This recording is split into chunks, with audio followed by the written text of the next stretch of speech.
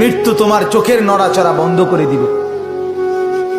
মৃত্যু তোমার কানের শ্রবণ শক্তি স্তব্ধ করে দিবে। মৃত্যু তোমার ঠোঁটের নড়াচড়া বন্ধ করে দিবে। মৃত্যু তোমার জবানের শব্দ উচ্চারণ আওয়াজ বন্ধ করে দিবে। মৃত্যু তোমাকে তোমার কণ্ঠস্বর স্তব্ধ করে দিবে। মৃত্যু তোমার জিহ্বার সব স্বাদ বিনষ্ট করে দিবে। অচিরেই রূহ চলে যাবে, আর কিছুই থাকবে না তোমার।